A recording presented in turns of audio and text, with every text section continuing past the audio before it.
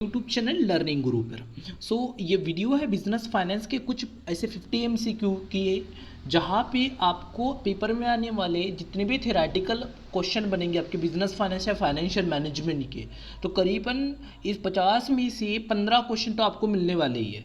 ठीक है, तो इस वीडियो को ध्यान से सुनना। क्वेश्चन की स्पीड में मतलब बोलने की स्पीड थोड़ी मैं ज़्यादा रखूँगा, क्योंकि ये जल्दी से कवर हो जाए, क्योंकि आपका पेपर अभी बहुत नियर बाय है, बहुत जल्दी है। देखो, बोलता है who controls the capital market in India. तो सिंपल बात याद रखना, कैपिटल मार्केट को कंट्रोल करने का काम करती है सेबी, और मनी मार्केट को कंट्रोल करने का काम करती है आरबीआई। जो इदरा है, जिसे इंश्योरेंस रेगुलेटरी डेवलपमेंट अथॉरिटी बुलाते, वो इंश्योरेंस कंपनी को कंट्रोल करने का काम करती है, तो थर्ड नंबर का ऑप्शन है। और जो नाबार्ड है वो एग्रीकल्चर एंड रूरल डेवलपमेंट क्या है, एक बैंक है। तो ये बात आप याद रखना। सेकेंड क्वेश्चन जो है हमारे पास वो है यहाँ पे, बोलता है which of the following reason not responsible for the up and downs in the Sensex. देखिए, इंडिया का टॉप जो 100 कंपनीज, एक्चुअली नॉट 100, इस टॉप 30 कंपनीज जो है, उसका जो इंडेक्स है उसे क्या बुलाते हैं अपन, सेंसेक्स बुलाते हैं। ठीक है, 50 वाला जो होता है वो निफ्टी 50 होता है, जो सेंसेक्स होता है उसमें ओनली टॉप 30 कंपनीज को क्या किया जाता है, कंसिडर किया जाता है। तो बोलते हैं जो सेंसेक्स है उसमें कम या ज़्यादा किस वजह से होता है। ठीक है, तो following are the above reason, जिनके बारिश आ जाए तो बेटा देखो बारिश की वजह से सनसेट कैसे बदलता है, तो रेन की वजह से जो लिखा है। तो देखिए, अगर रेन की वजह से बारिश अच्छी हुई तो जो फसल होंगे अच्छे होंगे, और क्रॉप से रिलेटेड शेयर्स होंगे, मतलब उनका भाव बढ़ जाएगा। और बारिश अच्छी नहीं हुई तो क्रॉप से रिलेटेड जो शेयर है उनके भाव क्या हो जाएंगे, कम हो जाएंगे। नॉर्मली चीज़ें, हर चीज़, मॉनेटरी पॉलिसी हो या पॉलिटिकल इंस्टेबिलिटी हो, मतलब अगर राजनीति बदलाव हो जाता है, तो इन सब वजह से क्या होता है, आपका सेंसेक्स क्या होता है, ऊपर नीचे होता है, अप एंड डाउन्स होता है। तो ये बात याद रखना। यहाँ पे मैं आपको ऐसे जूम आउट वगैरह करके नहीं दिखा सकता। ये अभी मैं देख रहे होंगे आप 7:30 बजे या 8 बजे के आसपास वीडियो बना रहा हूँ, ताकि आपको ये समझ में आए। चलिए, हमने बोला how many companies are include in Sensex in India. Sensex में बीच में बोला कि सेंसेक्स में कितनी कंपनी आती है, 30। निफ्टी 50 में कितनी आती है, 50। तो क्विक रिवीजन जैसे मैं इसको ले रहा हूँ आपके लिए। विच of the following is not a credit rating agency. याद रखना, क्रेडिट रेटिंग एजेंसी जो है ना वो निकाय नहीं है। जो निकाय है ना वो जापान का क्या है, स्टॉक एक्सचेंज है। बाकी जो केयर है, ICRA है या फिर क्रिसल है, ये जो सब है ना वो क्या है, आपकी क्रेडिट रेटिंग एजेंसीज है। बोलता है which of the following term does not belong to the stock exchange. इनमें से स्टॉक एक्सचेंज में क्या नहीं आता। तो पहला जो नाम है वो होता है net annual net assets value होता है एक्चुअली। ठीक है, NSE का मतलब होता है स्टॉक एक्सचेंज, मतलब ये हमारा नेशनल स्टॉक एक्सचेंज होता है। IPO मतलब होता है इनिशियल पब्लिक ऑफर, और KPU का मतलब होता है नॉलेज प्रोसेस आउटसोर्सिंग। तो बेटा नाउ NSE और IPO ये तीनों चीज़ें स्टॉक मार्केट से रिलेट करती है, बट ये जो हमारा KPO है वो हमारे स्टॉक मार्केट से रिलेट नहीं करता। मतलब which of the following might be the reason for the stock to the lose the value suddenly. इनमें से क्या हो सकता है, किस वजह से स्टॉक की वैल्यू क्या होती है, सडनली कम होती है, मतलब कोई शेयर का भाव गिर जाता है। या big company is going bankrupt, अगर कोई कंपनी बैंकक्रप्ट हो गई, दिवालिया हो गई, तो शेयर का भाव गिर जाता है। पहला रीजन फियर है, फियर ऑफ ग्लोबल रिसेशन।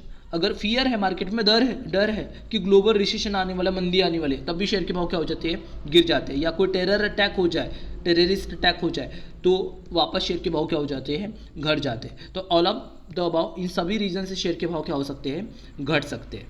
बोलता है व्हाट इज SP500। तो SP500 जो है वो US का एक्सचेंज है।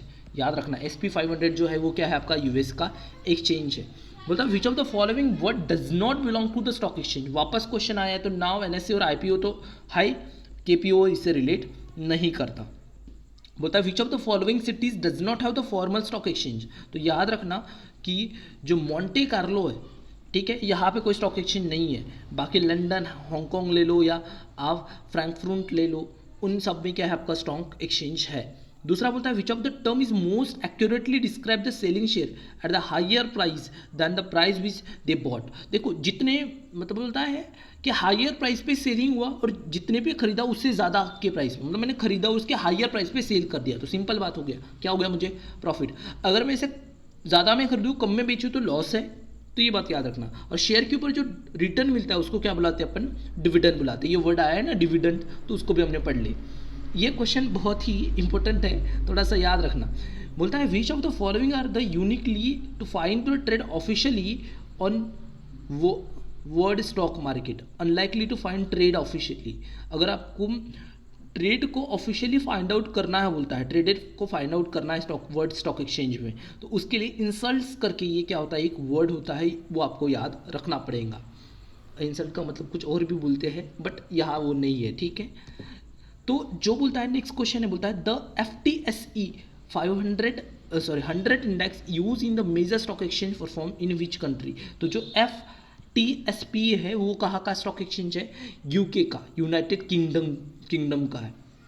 How many companies including Sensex, तो हमने ऑलरेडी बात कर चुके हैं, सेंसेक्स में 30 कंपनीज आती है। Which of the following responsible for the fluctuation in the Sensex. Fluctuation में मतलब वही अप एंड डाउन होने के रीजन क्या होते हैं, तो political instability, monetary policy and rain, ये सब रीजन होते हैं।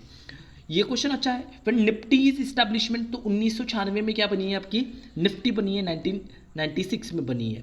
बोलता है which of the following might be C roaming a stock market. देखो रॉयमिंग ए स्टॉक मार्केट का मतलब क्या होता है कि अगर जो इंसान शेयर मार्केट को बढ़ते हुए दिखना चाहता है तो उन्हें बुलाते हैं बुल्स, ठीक है। तो अगर कोई शेयर मार्केट को नीचे गिरते हुए देखना चाहता है, रोमिंग का मतलब रोमिंग का मतलब होता है बढ़ने से, ठीक है। यहाँ पे रोमिंग करना मतलब बढ़ना। अगर कोई गिरते हुए देखना चाहता है तो होते हैं बुल, सॉरी बियर्स होते हैं। जो बढ़ने देना चाहते हैं वो बुल्स, जो गिराते हैं वो आपके बियर्स। बोलता है इंडियन स्टॉक एक्सचेंज जो है, मतलब Indian index services product limited, जिसे IISL, हो सकता है पेपर में क्वेश्चन पूछ ले, IISL का मतलब क्या होता है, तो आपको याद रखना पड़ेगा। Indian index securities and production limited is a joint venture of between, किन के बीच में है, तो ये दो इस केस में है। एक है नेशनल स्टॉक एक्सचेंज और क्रिसल के बारे में। क्रिसल जो है CRISIL, ये हमारी एक क्रेडिट रेटिंग एजेंसी है। जो दोनों नाम है ना, पहला ऑप्शन में एक तो स्टॉक एक्सचेंज है और दूसरा एक क्रेडिट रेटिंग एजेंसी है, जिनको मिलाकर क्या बनाया गया है, IISL बनाया गया है। तो याद रखना आप, ये क्वेश्चन अच्छा है। बोलता है ये contract between a buyer and seller enter into today regarding a transaction to be fulfilled at a future point of time. तो अगर कोई चीज़ का पेमेंट, अगर कोई आज इंटर होते हैं और जिसका पेमेंट होता है कोई फ्यूचर पॉइंट के ऊपर, ठीक है, तो उसे बुलाते हैं डेरिवेटिव कॉन्ट्रैक्ट्स। क्या बुलाते हैं उसको, डेरिवेटिव कॉन्ट्रैक्ट्स, याद रखना आप। बोलता है over the life of derivative contracts the value of the derivative, जो डेरिवेटिव की जो वैल्यू होती है ना, उसकी अंडरटेकिंग को क्या होती है, डिसाइड होती है। जैसे मैं आपको एक छोटा सा एग्जांपल बताता हूँ, ठीक है, बात को ध्यान से समझना। ये डेरिवेटिव क्या होता है और अंडरलाइन क्या होता है। तो अंडरलाइन मान के चलो, दूध का भाव अगर बढ़ गया, ठीक है, तो दही का भाव भी बढ़ जाएगा। अगर दूध का भाव कम हो गया तो दही का भाव भी क्या हो गया, कम हो गया, क्योंकि जो दही है ना वो दूध से बनता है ना। तो जो दही हो गया वो हमारा क्या हो गया, अंडरलाइन हो गया। और जो दूध है ना वो हमारा अंडरलाइन हो गया, और उससे डिराइव क्या हुआ है, उससे दही बना है, दूध से ही तो दही बना है। तो जो दही बन गया ना वो आपका डेरिवेटिव हो गया।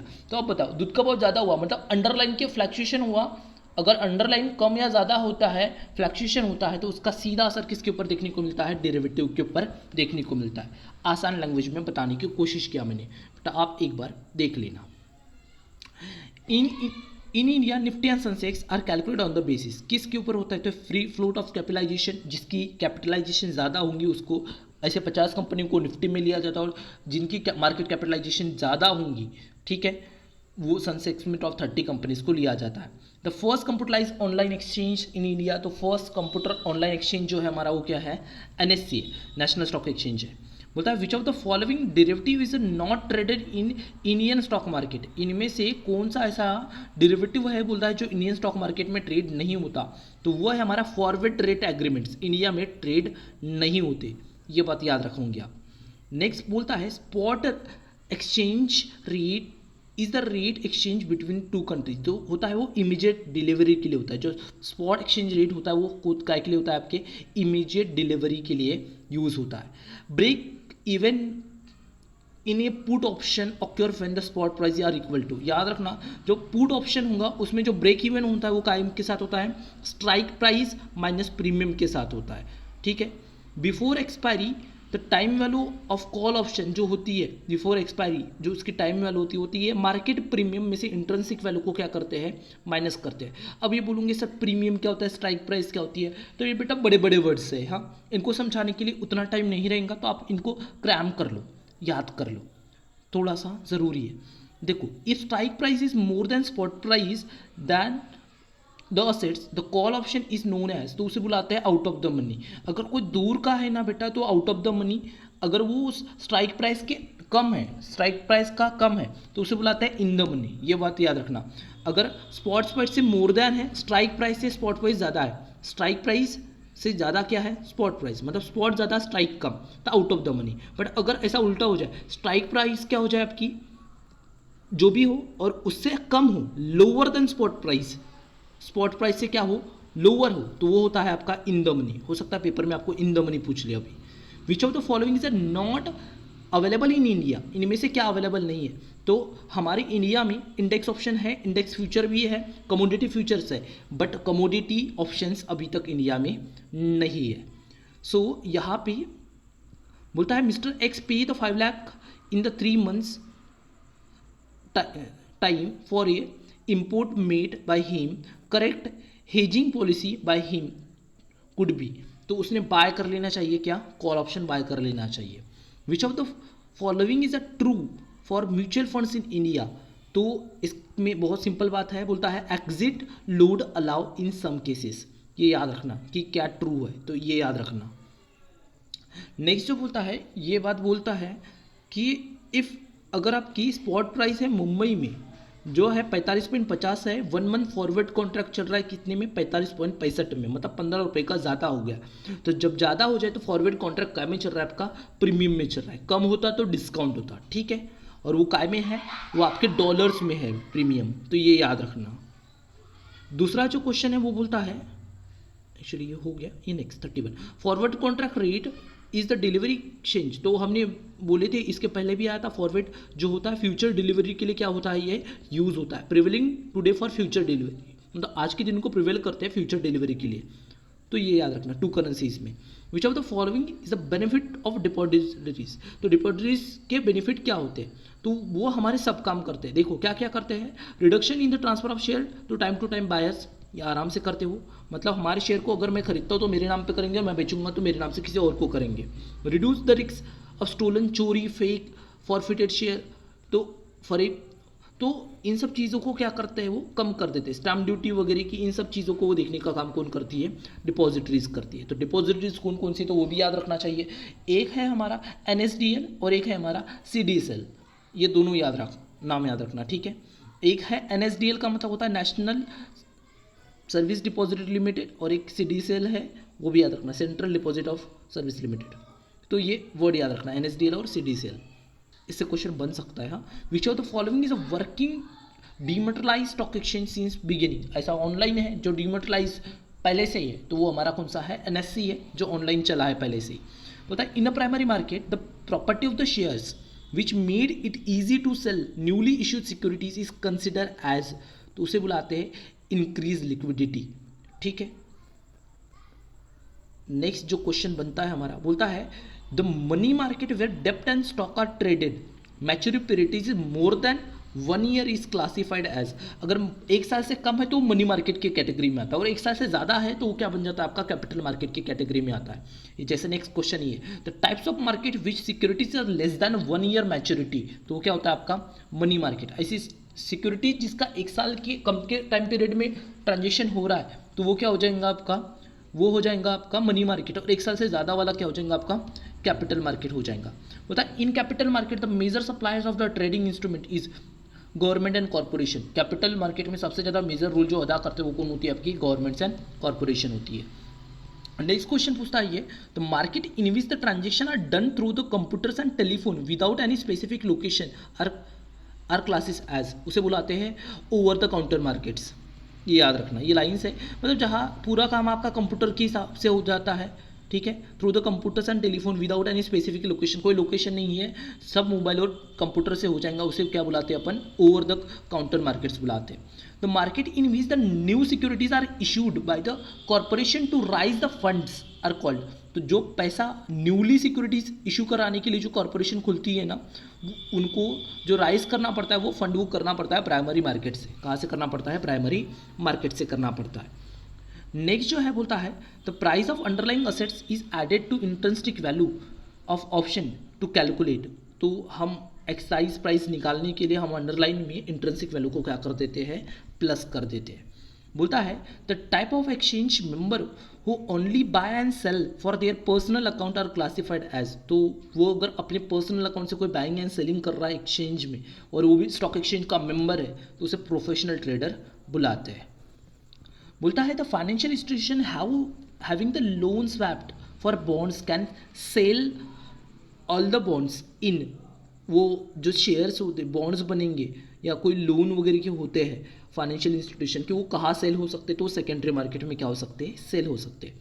The security exchange board of India has not interest with the function, तो improving the earning capacity of the shareholder, इस चीज़ के लिए नहीं बना है। जो सेबी का काम होता है इन्वेस्टर को प्रोटेक्ट करना होता है, फेयर प्रैक्टिसेस कराना होता है और जो ब्रोकर होते हैं उनसे अच्छे से काम करवाना होता है। तो ये बात होती है सेबी की। देखो कैपिटल मार्केट को कंट्रोल करने वाली बॉडी कौन सी है, सेबी है, इसके पहले भी आ चुका है।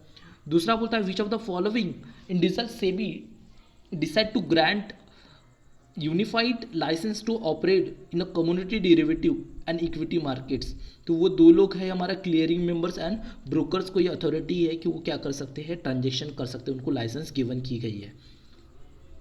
दूसरा बोलता है, ये क्वेश्चन थोड़ा सा बड़ा है, थोड़ा सा ध्यान से सुनना इसको। हाँ, what is the lasted commitment to the foreign portfolio investment FPI regulation by capital and commodity market regulator by SEBI, तो जो हमारा फॉरेन पोर्टफोलियो इन्वेस्टमेंट है उसके लेके क्या बनाया गया है, तो बोलता है जो अमिटमेंट है वो रिसेंट अमिटमेंट यही है, barring Indians NRIs non resident of India and entities beneficially owned by the NRIs from beginning owner of participatory notes, तो ये उसका रिसेंट अमिटमेंट है।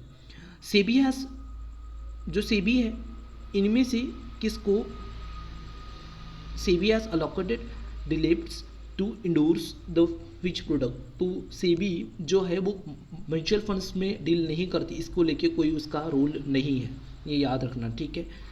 जो म्यूचुअल फंड्स है मनी मार्केट के इंस्ट्रूमेंट की कैटेगरी में जाएंगे हमारे।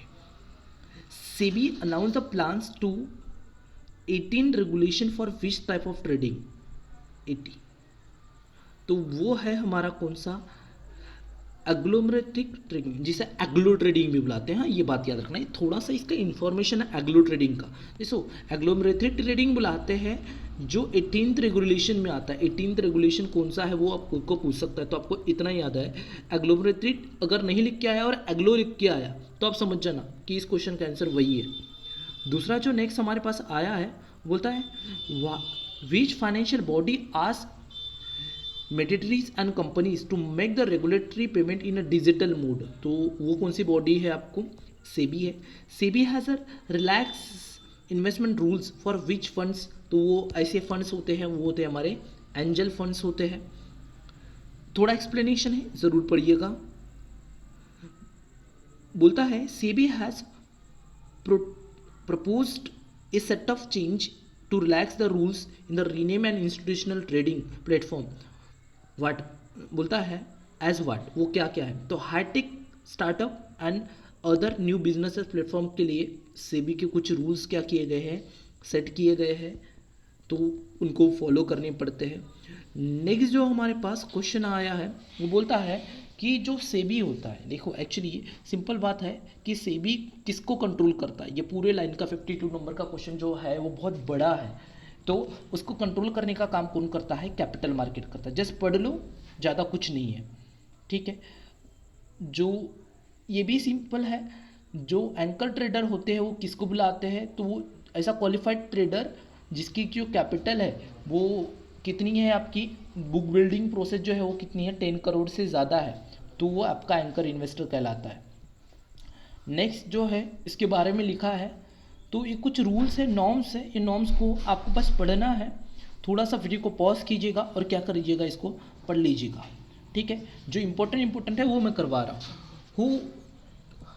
Who cancel Sahara mutual funds license on 20 July 2015, तो उसका लाइसेंस कैंसिल किसने कराया था, सेबी ने कराया था। व्हेन सेबी इस्टेब्लिशमेंट, तो सेबी की इस्टेब्लिशमेंट याद रखना कि अप्रैल 1998 में क्या बना है, आपका सेबी बना है। Which of the following statement is not correct about SEBI, तो सेबी के बारे में कौन सा करेक्ट नहीं है। At the present it is not statutory body, पहले स्टैट्यूटरी बॉडी नहीं थी, बट अब ये स्टैट्यूटरी बॉडी है, तो ये क्या है, इसने बोलता है नॉट स्टैट्यूटरी बॉडी, तो ये स्टेटमेंट क्या है इसका गलत है। और उसके बाद ये बोलता है इनमें से कौन सा टर्म ऐसा है जो स्टॉक एक्सचेंज से बिलोंग नहीं करता, तो वो टर्म ऑलरेडी हमने पढ़ चुकी है, वो केपीओ है। नेक्स्ट क्वेश्चन है how many companies in the Sensex, तो सनसेक्स में कितनी कंपनी आती है, 30 कंपनीज आती है। दूसरा बोलता है कौन सा ऐसी चीज़ है रिस्पॉन्सिबल है जो सनसेक्स को क्या करता है, फ्लक्चुएशन डिसाइड करता है, तो वो था ये सभी चीज़ें रेन मॉनेटरी पॉलिसी आपके पॉलिटिकल इंस्टेबिलिटी, इसके पहले ये क्वेश्चन आ चुका है। सो कुछ ऐसे क्वेश्चन हैं हमारे पास, तो आप इनको एक बार क्या कर लेना, देख लेना। दूसरा भी ये जो क्वेश्चन है ऑलरेडी ये रिपीटेड क्वेश्चन है, इसलिए इन सबको हम क्या कर देते हैं, छोड़ देते हैं, ये क्वेश्चन ऑलरेडी आ चुके हैं आपके पास।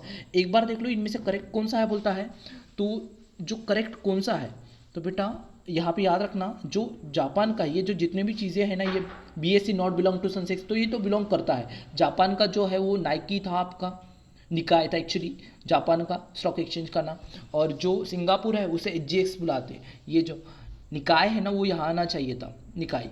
तो ऐसे कुछ वर्ड्स होते हैं, मतलब ये स्टॉक एक्सचेंज वाली चीज़ें गलत है, बट जो FTSE है 100 है ना, वो स्टॉक एक्सचेंज का है, लंदन का है, तो यूरोपियन एक्टिविटीज़ को कंसिडर करता है। तो कुछ मैंने आपको क्या बताया, ऐसे MCQ बताया जो आपके पेपर का क्या बनते हैं, पार्ट बनते हैं। सेबी का काम कौन सा नहीं है, ऑलरेडी हो चुका है हमारे क्वेश्चन। सो कुछ ऐसे क्वेश्चन हैं जहाँ से आपको पेपर में क्वेश्चन जरूर मिलेंगे, तो एक बार इनको क्या कर लेना, प्रिपेयर कर लेना। फास्ट में बहुत रिवाइज करवा दिया, मेरा काम था आपको एक बार रिवाइज करा देना, क्योंकि ये चीज़ें मैंने आपको ऑलरेडी बताया हूँ। सो फिर भी अगर कोई डाउट है तो कमेंट बॉक्स में जरूर लिखिएगा, मैं उसको सॉल्व करने की पूरी कोशिश करूँगा। सो मिलते हैं हमारी नेक्स्ट वीडियो में, तब तक के लिए टेक केयर, बाय बाय।